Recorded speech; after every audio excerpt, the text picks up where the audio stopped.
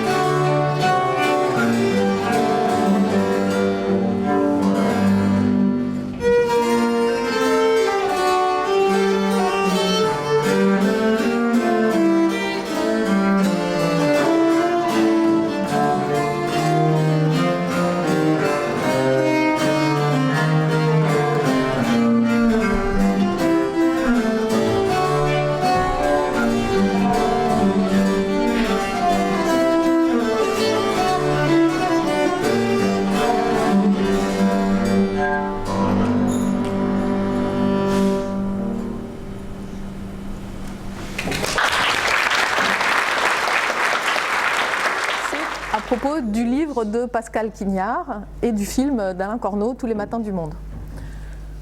Je voudrais rappeler que le livre de Pascal Quignard est un roman. Il ne s'agit pas d'une biographie de musicien. En revanche, il repose évidemment sur quelques éléments réels. Et donc, pour commencer, je vais vous poser la question, comment connaît-on la biographie des musiciens de cette époque-là? Puisque bon, il n'y a pas tous les moyens qu'on connaît aujourd'hui ou même qu'on connaissait au XIXe siècle. Alors, qu'est-ce qu'on sait d'un musicien? Quand on connaît quelque chose d'un musicien, ce sont quelques dates. Alors, dans Tous les matins du monde, il y a donc 2 musiciens, Sainte-Colombe, d'abord Monsieur de Sainte-Colombe, pour lequel on ne sait à peu près rien. On ne connaît pas sa date de naissance, on ne sait pas quand il est mort, on ne sait même pas si son prénom est bien Jean, qui est quelque chose que les musicologues essayent de découvrir par toute une série d'indices. Donc même ça, on n'en est pas sûr. On sait par quelques textes qu'il a eu au moins 2 filles qui jouaient aussi de la viole de gambe, et il a eu aussi un fils, puisqu'il y a des partitions qui ont été écrites par un certain Monsieur de Sainte-Colombe, le fils. Voilà, c'est à peu près tout ce qu'on sait de lui, sauf que certains de ses élèves ont écrit des traités de viole de gambe, et pour lui rendre hommage, ils ont à chaque fois écrit un petit mot. Donc on a comme ça quelques petites notions sur qui était Monsieur de Sainte-Colombe. Pour Marin Marais, on en sait quand même un peu plus. Mais ça va être quelques dates. Alors ce sont des dates qu'on trouve dans l'état civil, dans des actes de notaire. On sait qu'il a acheté une maison en telle année, qu'il a marié sa fille à telle date. Et sur les actes de mariage, on va lire que le père, Monsieur Marin Marais, habitait à tel endroit. Donc, par une série de recoupements, avec vraiment quelque chose qui est des renseignements très très ténus, on arrive finalement à pouvoir connaître un petit peu la vie de Marin Marais. Alors, pour vous faire ça très très court, je vais vous prendre les quelques dates vraiment connues, certaines pour Marin Marais. Alors vous allez voir, c'est un petit peu comme si je vous lisais son CV. C'est comme si, voilà. Alors on sait qu'il a été baptisé le 31 mai 1656. Donc on ne sait même pas quand il est né, peut-être le même jour, mais peut-être 1 ou 2 jours avant. Donc date de baptême. En 1667, donc 11 ans, il est orphelin de mère et il rentre à la maîtrise de Saint-Germain-l'Auxerrois, qui est une église tout près du Louvre à Paris. En septembre 72, il sort de la maîtrise, puisqu'il a mué depuis quelque temps déjà, et que donc il n'a plus une petite voix d'enfant, il ne peut plus être enfant de chœur. Ensuite, on sait qu'il a été élève de Sainte-Colombe, puisque ça on le retrouve dans plusieurs avertissements, des préfaces de livres de viole. Il a été ensuite à l'orchestre de l'Académie royale de musique. L'Académie royale de musique, à l'époque, c'était le nom de l'opéra. Là, il a été dans l'orchestre, et la première fois qu'il est mentionné dans les programmes de l'époque, qui ne sont pas exactement des programmes, mais bon, c'est en 1676. Ensuite, la même année, en septembre 76, donc il a 20 ans, il épouse Catherine d'Amicourt. Et, j'ouvre une petite parenthèse, ils vont avoir sans doute à peu près 19 enfants ensemble. C'est pas mal. Et on a au moins la trace de 12 ou 13, suivant l'interprétation qu'on fait des textes. Donc il y en a au moins 12 ou 13 quand même qui ont vécu, mais il y en a sans doute beaucoup qui sont morts très jeunes. Ensuite, donc vous voyez, on avance assez vite. En 79, il a 23 ans, il est nommé joueur de viole de la musique de la chambre. C'est-à-dire qu'il est déjà vraiment un employé, entre guillemets, du roi. La musique de la chambre, je vous expliquerai un peu plus tard, mais ça fait partie donc, des employés du roi. Puis, il donne une idylle dramatique. C'est quelque chose, un genre de petite pièce de théâtre chantée. On n'a pas la partition, on ne sait pas du tout comment c'était. On sait que ça a eu du succès. C'était donné à Versailles en 1685. Vous voyez, on a un trou de 6 ans là entre les deux. En 1686, son premier livre de pièces de viole, qui est dédié à Lully, qui a été son professeur. Voilà, autre chose qu'on sait, il a été élève de Lully pour la composition. Donc son premier livre est édité en 1686. Et ensuite, on va avoir une série comme ça de dates qui sont la publication de ses ouvrages, donc qui sont des livres de pièces de viole. Il y en a 5. Donc le premier, 1686, et le dernier, 1725. Ce que vous avez entendu tout à l'heure et ce que vous allez entendre par la suite, ce sont des extraits du 5e livre, donc de 1725. 1725, c'est la date de publication, ça ne veut pas dire qu'on ne sait pas exactement quand il avait composé les pièces, hein. Ça c'est toujours très vague. Il fait son premier ouvrage à l'opéra est donné en 1693. Il l'a écrit en collaboration, c'est Alcide. Et puis il y en a un autre ensuite en 1696 qui s'appelle Ariane et Bacchus. Entre-temps, on sait qu'il a gagné de l'argent puisqu'il commence à placer son argent dans des rentes. Hein, c'est comme, bon, il n'y avait pas les assurances vie, des choses comme ça à l'époque, les comptes sur livret, donc on plaçait son argent dans des rentes. Ce qui veut dire qu'il s'inquiète de l'avenir. Il faut savoir évidemment qu'il n'y avait pas de retraite, pas de sécurité sociale, rien de tout ça. En outre, quand on avait beaucoup d'enfants, il fallait les aider à se marier, à s'établir, donc il fallait assurer des dots, etc. Donc pour ça, il fallait de l'argent et il fallait assurer ses arrières quand on avait un métier un petit peu...